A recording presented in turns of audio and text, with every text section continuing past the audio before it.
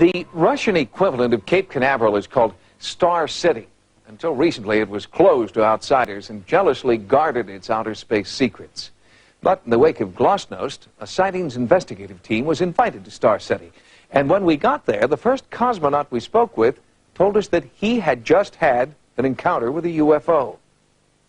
Sightings went to investigate cosmonaut sightings of UFOs, sightings similar to those reported by American astronauts, but dismissed by American scientists. A lot of things we see on the picture from space are things we're used to seeing here in the control center down here in Houston.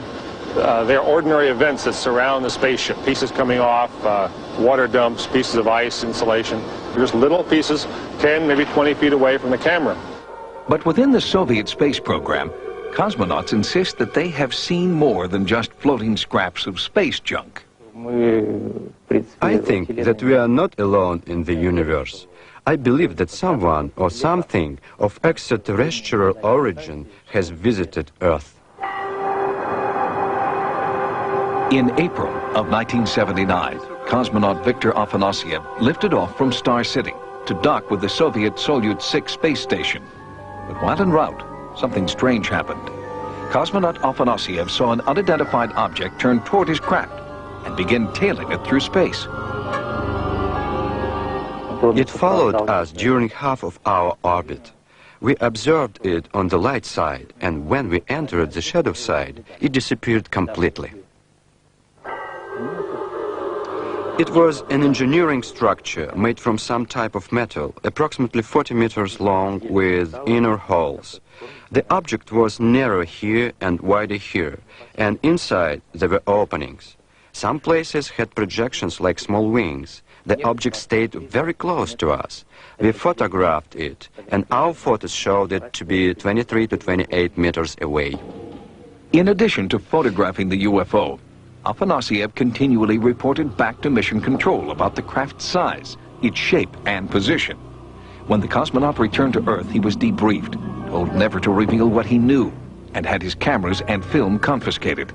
Those photos and his voice transmissions from space have never been released. It is only now, with the collapse of the Soviet Union, that Afanasyev feels he can safely tell his story.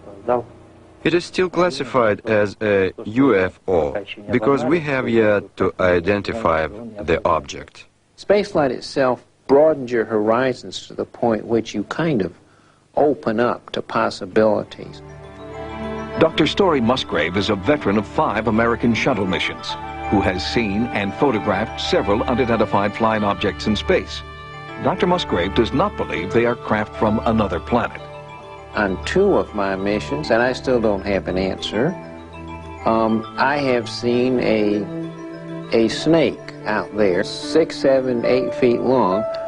It is rubbery because it has internal waves in it, and it follows you for a rather long period of time. The more you fly in space, the more you see an incredible amount of things out there, and that sort of brings to you really a certainty that other living creatures are out there.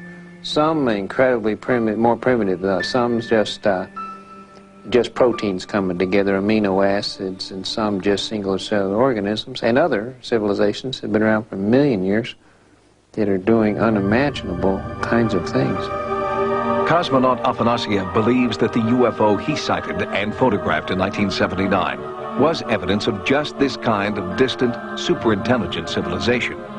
Does the United States have similar evidence that they're also hiding? No, I'm sure they would divulge it. That's what NASA's all about. It's about the